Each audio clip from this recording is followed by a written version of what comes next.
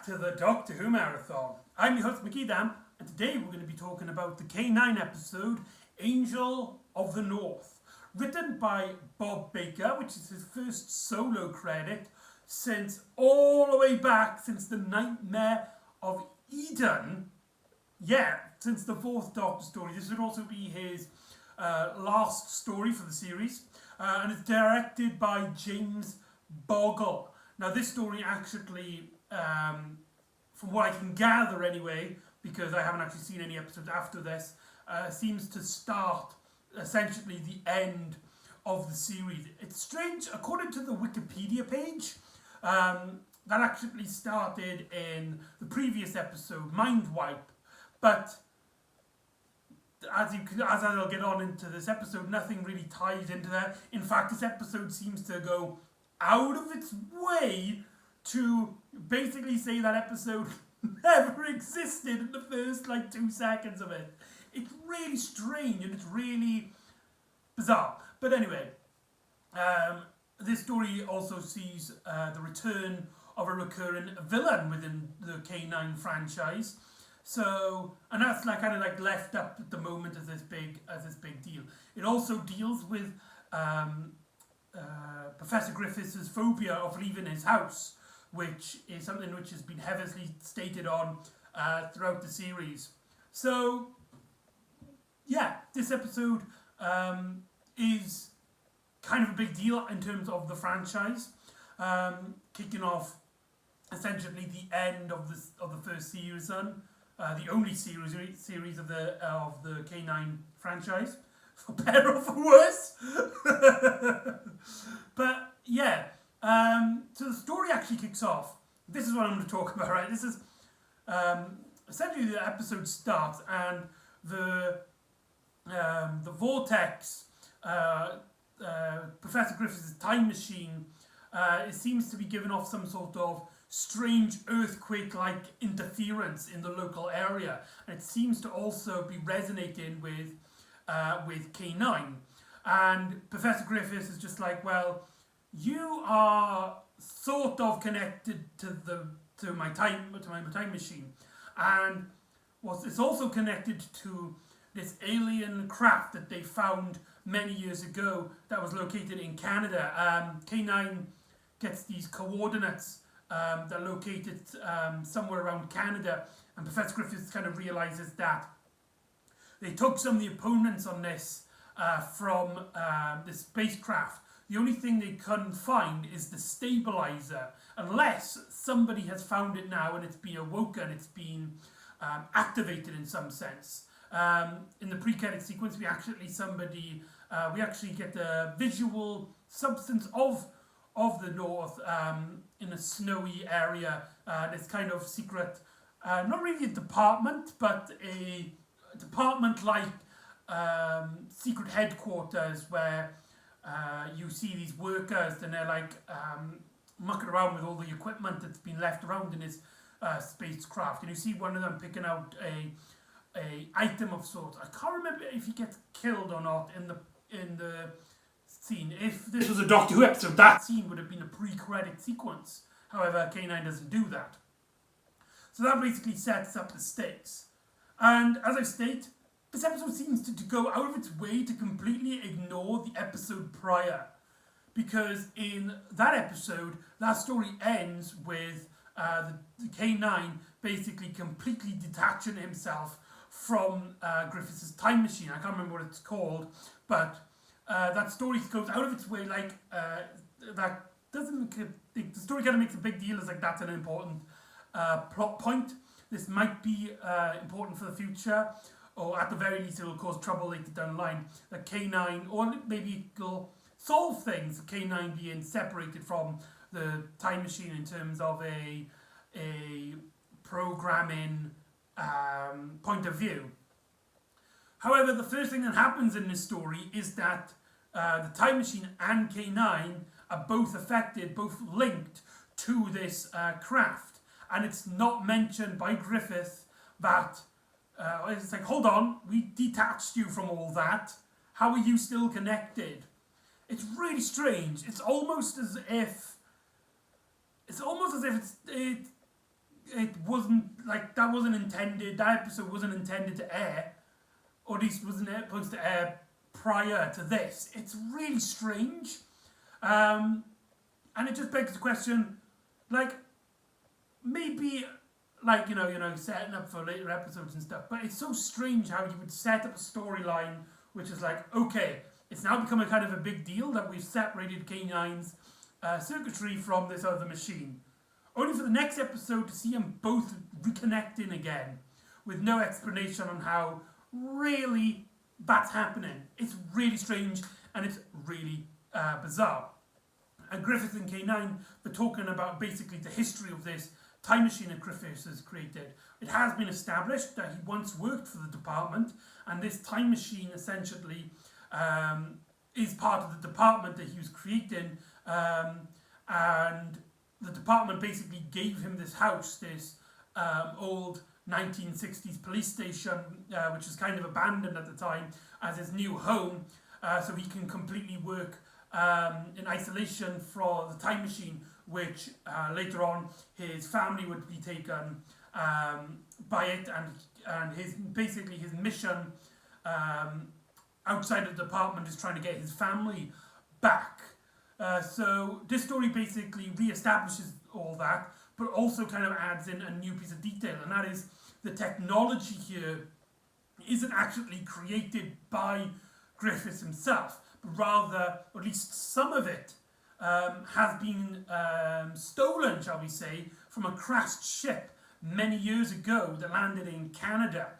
And Griffiths talks to K9 and it's just like, I got a great idea. How about you go to Canada and you can get me what I need? It's a small little component that that would help me stabilize this time machine. And K9, he kind of debates at first. It is kind of like finding more history about this time machine would find more information about myself, and one day maybe if we solve this mystery, I can go back to where I originally am and learn about myself prior to the episode Regeneration.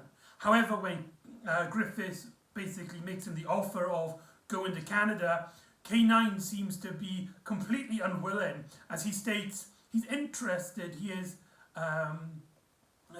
wants to find out about his past, but he's not that interested that he would go to Canada. This seems really strange.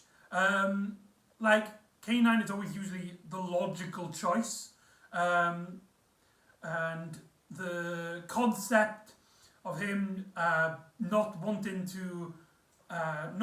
enough to get this information is really strange and really bizarre. I don't know if like, I don't know, Canada is established to be a very dangerous place in this point in time, but it seems very strange. However, I like to consider in my head canon that this was actually K9's ruse. He's trying to get Griffith to essentially come out of his comfort zone, as this story re-establishes that, Griffith, he has this phobia of leaving his house. He has this massive fear. He doesn't consider Darius or Georgie or Starkey to go, which is, again, slightly strange, but you can understand that it is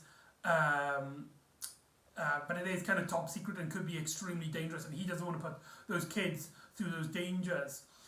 We get a scene, it's absolutely beautiful scene, which really actually, in my opinion, just makes this episode, in which Griffith's kind of, K9 is just like, no, I don't want to do it, and he wanders off, and K9's just like, Griffiths just goes to his door and he's just like, it's all in the mind, it's just in the mind, there's nothing to fear, and he opens his door, and he takes steps outside of his door, as he slowly leaves out the door, and he's getting there, he's shaking, he's completely nervous, but it seems like for a moment that he's fine, until the fear overwhelms him, and he runs back out, back into his house, locks the door, and collapses, sitting upright by the front of the door, where Darius finds him and is completely shocked to learn that Griffith, even attempted to leave the house.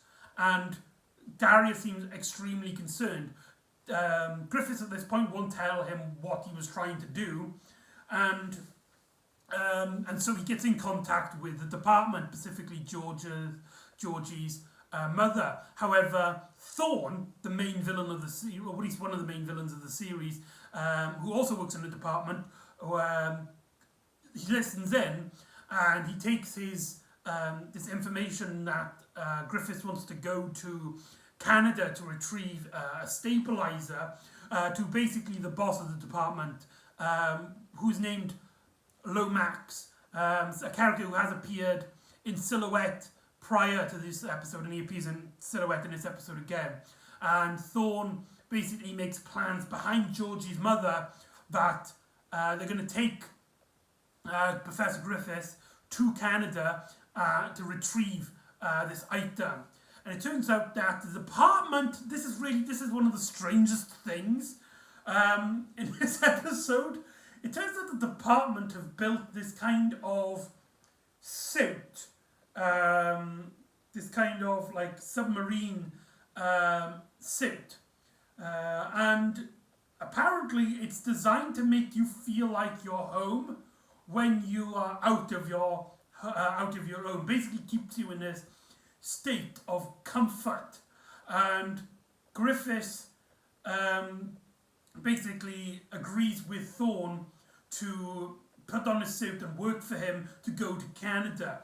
Some of the shots here, James Bogle is a director in the series. It's had his missteps, had some great episodes, had some poor episodes, but this story has a lot of great visual striking moments. And a great moment is when Thorn comes to Griffiths' house and puts the case down which contains the suit, and you just feel the awe of it as Griffiths walks up to it, and he opens it and he puts out the helmet, and he's just like, oh, it's a lot like bigger than I imagined it would be.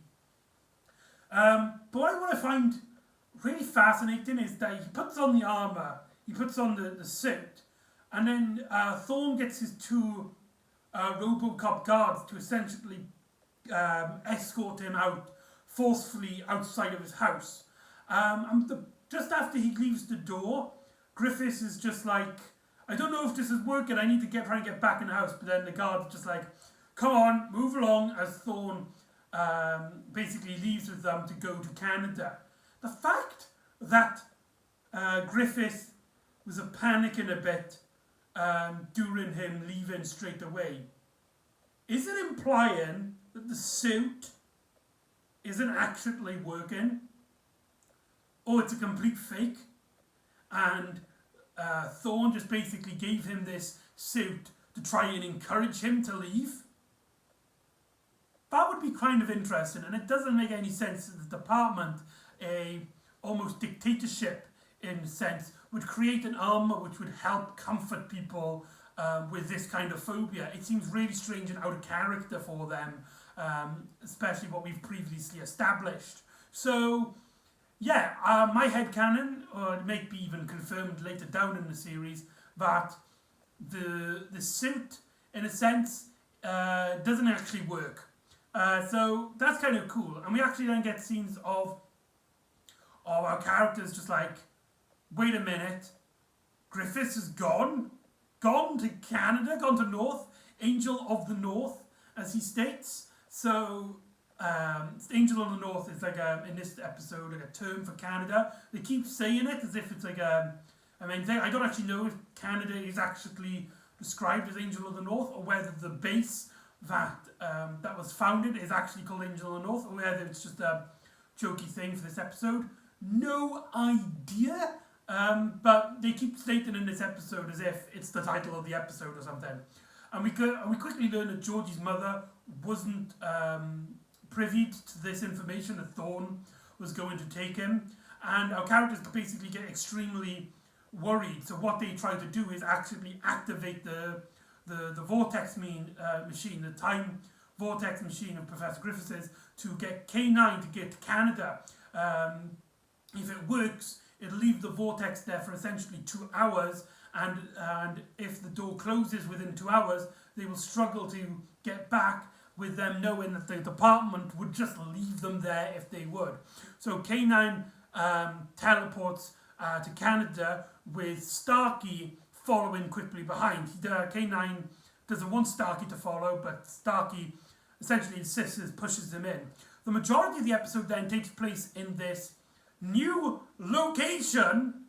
Yes, we get a new location. It is very similar to previous episodes that feature this like cold environment. However, the fact that this story majority set in here, and we get a lot of newly designed corridors and a newly designed places and stuff. It's just a visual interest that this episode has. And Griffith quickly finds what he's after,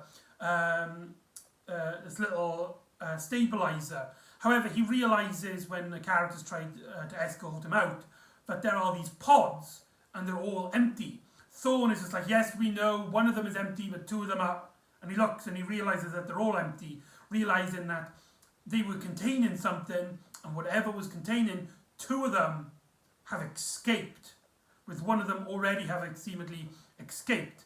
As Starkey and K9 in this area interacted with an alien entity, an alien being that has awoken from these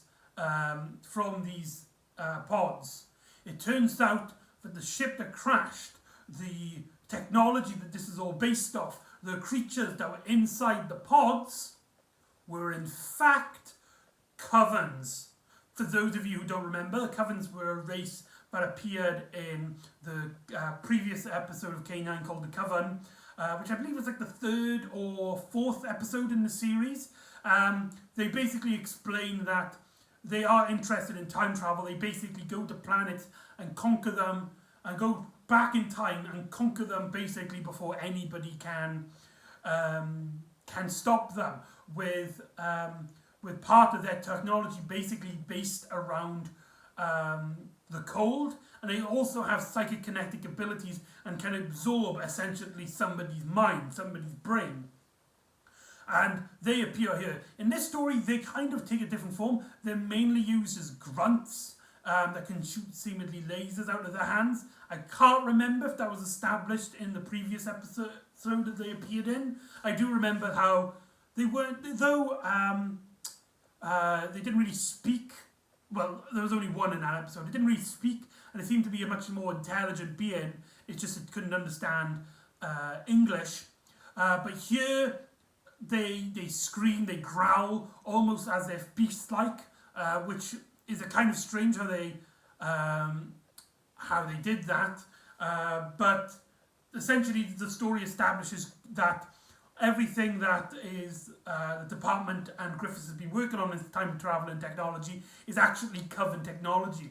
If you might remember, I actually really enjoyed the Coven in that episode, and I was kind of glad in seeing their return. Though I think that the costume does look a bit cheap, I do appreciate how much effort was clearly put into it.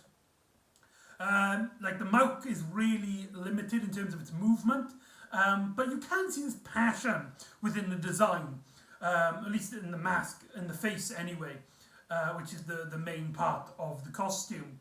But yeah, they basically return, and here they're only really there as a threat. There's nothing really important, or the story doesn't really revolve around them in any way as Griffith and Starkey get chased around by the Coven. At one point, Griffith drops the stabilizer, so they need to retrieve it. And Starkey and Griffith are trying to work out what to do, with Griffith basically causing a distraction so that Starkey can get the stabilizer. With Griffith basically on the run, he realizes that the only way to really escape the Coven is by is basically entering outside, going outside, which is something which, even with his suit that he's got on, which by the way, he doesn't wear the helmet after he gets here. That's really strange from his point of view. I don't know if it's established that it's just a suit, he doesn't need the helmet all the time. But yeah, that's kind of strange. And he basically starts panicking, he starts fearing, and he's just like, he basically is start at this point to conquer his fear as he enters the outside world in this hugely snowy environment. As Thorn basically tries to take down the rest of the Coven in this area, with Starkey and K9 get in the stabilizer, go into the vortex with Starkey's like, hold on, we need to get the Professor, only for the Professor to arrive at the location. I love it in terms of the directing of this story, in this part, because K9, it's like a really misty environment, and K9 is just like, I detected Professor, and when Starkey says where, K9 slowly turns around, and as soon as he says there, you can kind of see the Griffiths' silhouette. That is just a really cool little shot right there, in my opinion. And the time vortex activates, and they get teleported back into Griffiths' house, with Thorn basically is like, oh bugger, we've left Professor Griffiths and Starkey and all that. They've escaped out of the department's hands with the stabilizer, with this technology. So whether that will tie into later on, and whether they will create an assault to try and get this time traveling technology, who knows. But Griffiths at the end of the episode basically realizes that Coven technology is way too dangerous. And until we know more about the stabilizer and the technology, this is going to be out of action. Sorry K9, we're not going to learn about your history, we're not going to be able to retrieve you back to your own place and time anytime soon. But K9 is completely content with that, as he's got his friends here, and all the characters, all the kid characters, the younger characters are extremely happy they can keep K9 a bit longer. And that is the end of the episode. So that is Angel of the North. Overall, it's an okay episode, but it's much better than most episodes in the K9 series. It deals with Griffiths' phobia, though it's not a prominent role in the story. The story, though it does have basically a B part about it, isn't really the main focus of the episode, which could be considered a disappointment. However, the fact that it does contain it at all could be an improvement to the majority of episodes within the K9 canon. We get the Coven to return, which is setting up later on for stories within the series. I believe there's only 3 episodes left. That's kind of mental to think. And the series is basically rounding up to its conclusion. The story still kind of struggles a bit. There's a lot of scenes in which there's not really much happening. And the dialogue and all of that is always a bit... isn't that always that good? But Bob Baker does his best with... I wouldn't say what he's given, but he created the show. So, yeah, he's really himself to blame. But you can see that he is passionate about this series, with K9 and Griffith is their identities basically being the forefront of the story. So, Angel of the North is a well worth watch if you're into the K9 series. But I doubt it will convince anybody to watch the series if this is an episode that you're going to be your first introduction to, if that makes any sense. So anyway, that's Angel of the North. So join me next time when Earth in 2011 has gone absolutely bonkers, as everybody on the planet just cannot die. A paedophile is basically held up as a messiah in this new society. And Jack is on the case as he starts recruiting a new team. So join me next time for Torchwood Miracle Day, and I'll see you next time on the Doctor Who Marathon. Ta-da!